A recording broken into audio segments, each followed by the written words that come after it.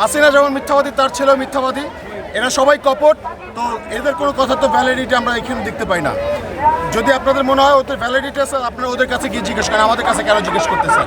So বাংলাদেশের মানুষের validity যতটুকু একজন একজনকে দেয়, একজন সাধারণ মানুষকে দেয়, একজন রিক্সাওয়ালাকে যেই ভ্যালিডিটি দেয়, হাসিনার ছেলেকে, এমনকি হাসিনার কোনো দোষরকে সেই ভ্যালিডিটি মানুষ দেয় না। অতএব তাদের কথা দিয়ে তাদের কান কথায় আমরা কোনো কিছু পরোয়া করি না। আমরা শুধুমাত্র সাধারণ জনগণ যারা আছে তারা এক হয়ে সবাই মিলে একসাথে লড়াই করবো ইনশাআল্লাহ। বাংলাদেশের মানুষ সবাই মিলে যে সিদ্ধান্ত নেবে সেটাই আইন, সেই সিদ্ধান্ত চূড়ান্ত সিদ্ধান্ত। আইন বাংলাদেশ মানুষ তৈরি করবে।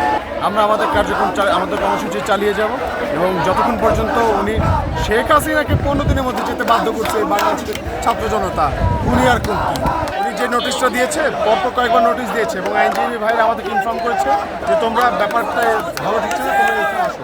তো আমরা ব্যাপারটা জানার পর সবাই কল্পনা দেখলাম যে আসলে একটা পায়তারা চালাচ্ছে। ফর দ্যাটস ওয়াই এখন সবাই কিন্তু হাইকোর্টে অবস্থান করছে সকল শিক্ষার্থীরা। শেখ হাসিনার দালালরা হুঁশিয়ার সাবধান। বাংলাদেশের প্রত্যেকটা মানুষ যেহেতু জেগেছে, সবাইকে ধরে ধরে এই দেশ থেকে বের করে দিব যদি তারা কোনো রকম অপচেষ্টা চালানোর চেষ্টা করে, যদি কোনো রকম ষড়যন্ত্র করার চেষ্টা করে। বাংলাদেশের মানুষ কিন্তু এক বিন্দু ছাড়বে না। ছাত্ররা বলছে যে হাসিনা এখনো ইন্ডিয়াতে বসে বিভিন্ন ধরনের ষড়যন্ত্র করে যাচ্ছে, এই বিষয়ে কি বলবেন? হাসিনার কাজ হচ্ছে ষড়যন্ত্র করা। তিনি একজন প্রতিশোধ পরায়ণ মানুষ, আমরা সবাই জানি।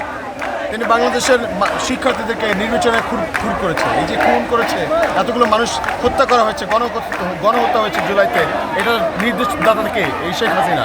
অতএব সে যত যাই করুক, কোনো রকম লাভ তার হবে না। আমরা যেহেতু ছাত্র জনতা এক হয়েছি, সবাই জেগে উঠেছে, তাদেরকে কোনোভাবে দমিয়ে রাখা যাবে না।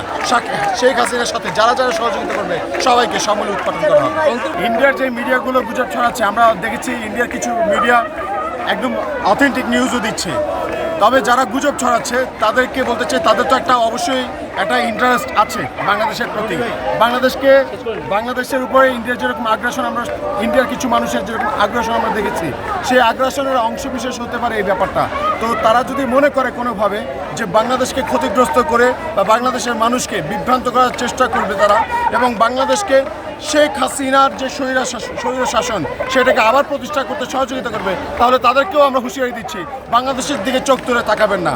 বাংলাদেশের দিকে যদি চোখ তুলে তাকায়, তাহলে বাংলাদেশের মানুষ এক বিন্দু ছাড় দেবে না।